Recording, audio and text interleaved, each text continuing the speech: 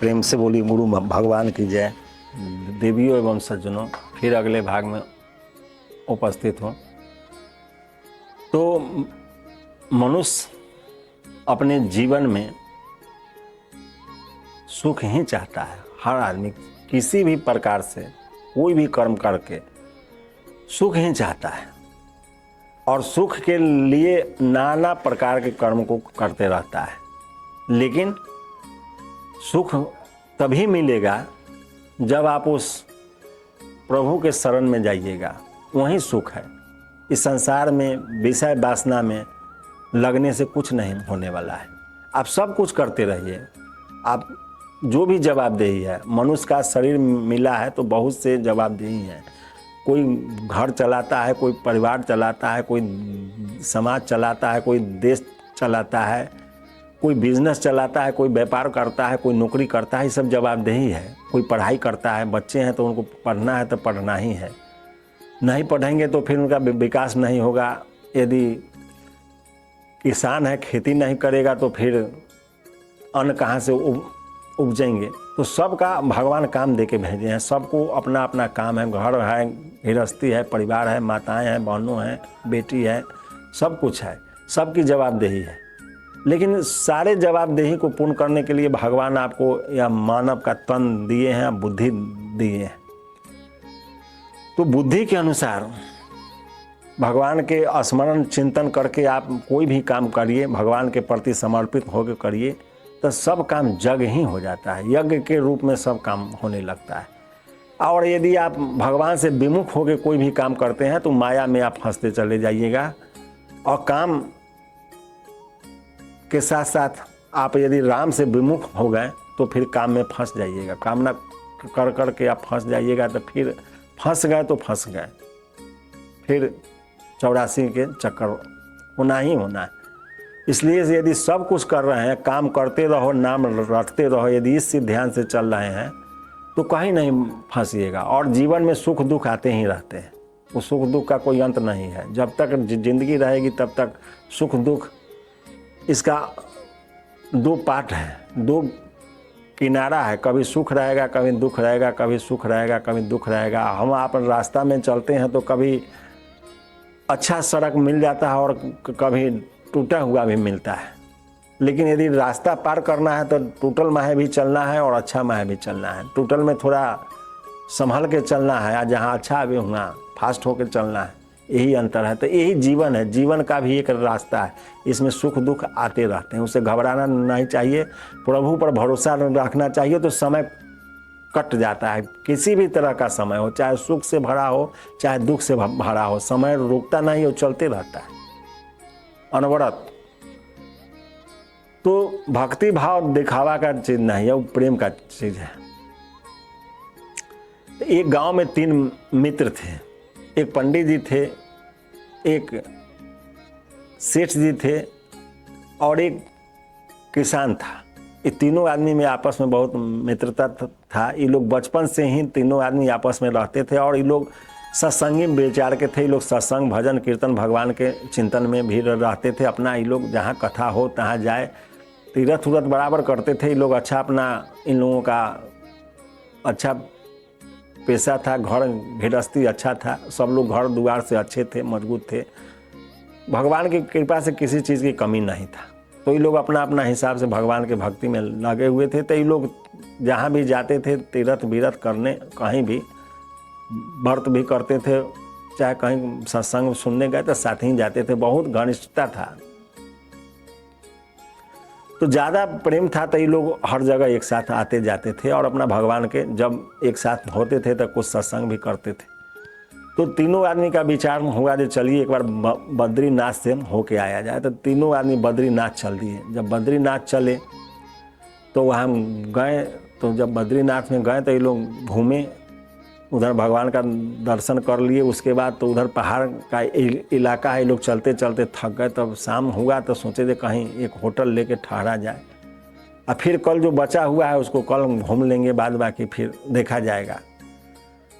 तो ये लोग अपना अपना हिसाब से घूम के एक होटल ले लिए और उसमें ठहरे तब हुआ जे भाई भोजन का इंतजाम तो हुआ जे पंडित जी कहा जे भाई तीर्थ में आए हैं तब बाहर का चीज़ नहीं खाना चाहिए, खुद बना के खाना चाहिए।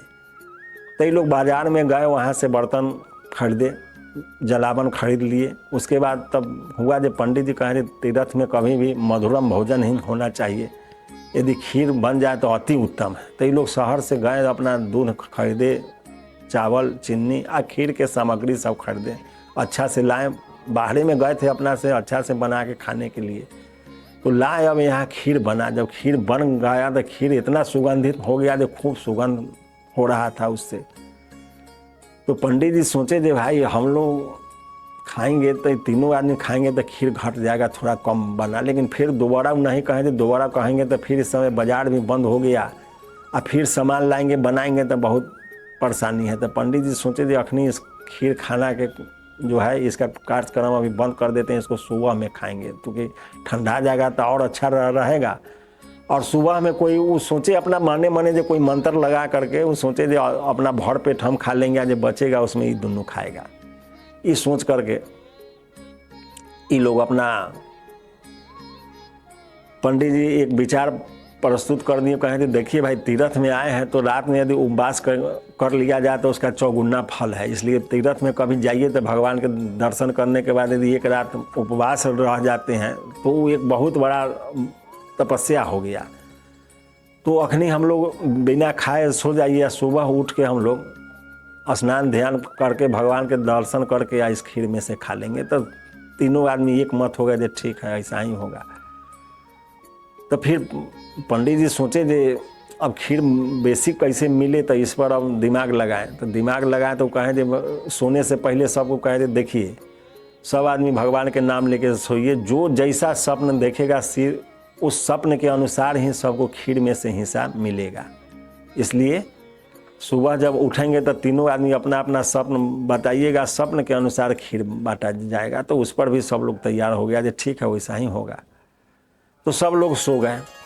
अब सो गए, उसके बाद जब सुबह उठे तो जब ये सब लोग सो गए तो जो सेठ जी सुत गए और पंडित जी सुत गए, तो जो किसान जो था उसको अब खीर के सुगंध इतना अच्छा ना उसको नाक में जा रहा था जो उसका नींदे नहीं आ रहा था। तो सोचा जे ठीक है अब इसको क्या करे न करे। अब सोचते सोचते सोचा जे ये लोग अब सुतिए गए तो उठा, अपना कहा जे थोड़ा खा लेते हैं, मन में उसको आया थोड़े खाएंगे बाकी छोड़ देंगे, वो लोग कल खा लेंगे। लेकिन अब खाने लगा तो खाते खाते सब खीर खा गया। तो सोचा जब तो सब समाप्त हो गया, अच्छा खीर था। फिर जहाँ वो बर्तन था वहाँ जाके रख दिया, बांध दिया उसी तरह जैसे बांधा हुआ था, आ सो गया। जब सुबह में सब आदमी उठे, पंडित जी उठे, उनको सेठ जी को उठाए, इसको उठाए तो ये उठिए नहीं रहा था। तो इसको छोड़ करके अपना किसान के छोड़ के चले गए।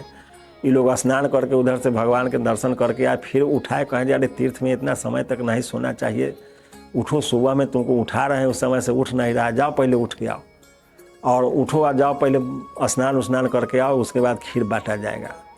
तो वो अपना उठा, वो हो गया जल्दी से, उधर से स्नान करके अपना आया यहाँ पर। तो हुआ जब खीर बंटने का समय आया तो पंडित जी कहें आप लोग अपना अपना स्वप्न बताओ, सब आदमी जे रात में कौन कैसा स्वप्न देखा। तो हुआ जे भाई पहले पंडित जी आप ही बताइए। तो पंडित जी कहें जब हम तो रात सोए तो हम चले गए बैकुंठ में। अब बैकुंठ में गए तो वहाँ भगवान विष्णु अब माता लक्ष्मी थी, भगवान विष्णु शेष नाग के सेजिया पर थे, लक्ष्मी जी पाँव दबा रही थी और सारे सिद्ध महापुरुष लोग उनका आरती कर रहा था। इसी बीच में हम चले गए तो हम गए भगवान विष्णु के चरण छू करके प्रणाम कर लिए। तो हमको हाथ उठा के आशीर्वाद दे दिए और हम वहाँ से चले आए। फिर नींद टूटा तो बिछावन पर थे। तो सेठ जी का नंबर आया तो सेठ जी कहा जा रहे हम तो रात चल गए कैलाश पर। और कैलाश पर गए तो वहाँ भगवान भोलेनाथ माता पार्वती आपस में कुछ खास प्रसंग पर बात कर रहे थे। हम इस चीज़ को समझ नहीं पाए। हम गए और दोनों आदमी के पैर छू के प्रणाम कर लिया। भोलेनाथ देखे तो कुछ गुस्सा करने लगे, लेकिन माता पार्वती जान बचाई, कहीं जे अच्छा चलिए भक्त है आ गया, तब शरण में झुक गया, शरण में गिर गया, चरण पकड़िए लिया तो इसको जाने दीजिए। तो वो हमको माफ़ कर दिए, हम चले आए और हमारा नींद टूटा, बिछावन पर थे। अब हुआ कि जे भाई पंडित जी कहें जो आधा खीर तो मेरा हो गया, आधा तुम्हारा हो गया। तो अब जैसे क्या बचा, तो उससे पूछे कि अरे तुम जैसे क्या सपना देखा, तुम तो कुछ नहीं बता रहा। तो कहा जो हम क्या बतावे महाराज, हमारा तो हालत ख़राब है, इसीलिए आप लोग उठाए तो हम नहीं उठ रहे थे। तो कहा जो तुम्हारा क्या हालत ख़राब है। तो कहा जा अरे आप लोग सो गए, इस बीच में हनुमान जी आ गए। हनुमान जी आए और उसके बाद कहें कि तुम खीर खाओ ना तो तुमको मारेंगे। हम कहें जो नौ सब आदमी के हिस्सा है। तो कहें जो नहीं खीर खाना ही होगा। हम थोड़ा आनाकानी करने लगे, ऐसा गदा मारे दे हम तो मूर्छित होकर उलट गए। उसके बाद फिर वो हमको उठाए, कहें जो तुम खीर खाएगा कि नहीं, यदि नहीं खाएगा तो दोबारा भी मारेंगे। हम सोचे थे दोबारा गद्दा में तब हमारा प्राण पखेरु उड़ जाएगा, शरीर के चेथरे चेथरे उड़ जाएंगे। अब हम डरे खीर खाने लगे। हम हनुमान जी कहें जो सारा खीर तुमको खाना है, न तो दूसरा गदा भी मारेंगे। और सारा खीर तो हम खा गए किसी तरह से, और ये बिछौना पर हम सो गए, हमको तो उठा ही नहीं हो रहा इतना मारे। अब पंडित जी सोचे जे सारा खीर खा गया, तब तो उनको जैसे गुस्सा बहुत ज़्यादा चढ़ा। वो कहा जा रहे तो हनुमान जी आया तो हम लोगों को उठाया क्यों नहीं। तो कहा जा रहे क्या उठावे महाराज, हम आप लोगों को आवाज़ भी दिए, लेकिन आप तो एक आदमी कैलाश पर थे, एक आदमी बैकुंठ में थे, तो हम यहाँ कितना मार खाए। एक गद्दा में तो हमारा होश बिगड़ गया, दूसरा गद्दा लगता तो हमारा शरीर का परखच्चा उड़ जाता। तो हम उठावे से क्या आप लोगों को, इसलिए हम सब खीर खा गए। अब तो इन लोगों का सारा चतुराई समाप्त हो गया पंडित जी का। तो पंडित जी सोचे थे तो बहुत चतुर निकला। तो पंडित जी कहे जे कि हनुमान जी सही में आए थे। तो वो कहा जे आप सही में बैकुंठ में गए हुए थे, आई कैलाश पर जब गए हुए थे, तो हम हनुमान जी यहाँ सही में आए थे, तभी ना हमको खीर खाने के लिए कहें और हम खा गए। तो कहने का तात्पर्य है कि इस तरह से कहने से दिखावा काम करने से भक्ति नहीं होता है। जैसा काम आप करिएगा, जिस चतुराई से काम कीजिएगा, भगवान वैसा ही फल दे ही देते हैं। तो आपको भगवान पर ध्यान न रख करके आप अपने लाभ के लिए झूठ बोलने लगे। जब हम बैकुंठ में चले गए तो हम कैलाश पर चले गए केवल क्षुधा की शांति के लिए, तो भगवान उसके शरीर पर सवार हो गया, सारे जो आपका खजाना था जिससे आप पेट भरने वाले थे वो समाप्त करवा दिए। तो इस तरह से भगवान के पास छल प्रपंच लेके नहीं जाइए, सच्चे मन से जाइए, कल्याण होगा। भाव सही हो, दिखावा नहीं हो। यदि भाव सही होगा तो भगवान निश्चित है, इसमें कहीं कोई संदेह नहीं। भगत के बस में है भगवान। भगत जैसा चाहेगा वैसा भगवान बनने लगते हैं। वो तो भगवान खुद कहें हम दासों का दास है, इसमें कहीं कोई संदेह नहीं है। तो भगवान सबका है, सबका मालिक है, सबके दास भी है।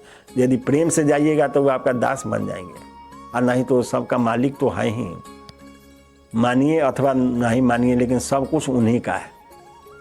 तो इसलिए सब चतुराई के छोड़ करके प्रभु का भजन चिंतन मनन करते रहिए। राम राम रटते रहिए। राम कह चलू, राम कह चलू, राम कह चलू भाई रे, नाही तो भव बिगाड़ में पड़िए, छूटत अति कठिनाई रे। यदि भव बिगाड़ में पड़ गए तो न खीर मिलेगा न कुछ, और झूठ मूठ के समय व्यतीत कर लीजिएगा, सारा चतुराई लगाया हुआ बेकार हो जाएगा। इसलिए राम राम रटते रहिए, श्रद्धा विश्वास से चलते रहिए, बेड़ा पार हो जाएगा, कोई संदेह नहीं है। फिर अगले भाग में जय गुरुदेव।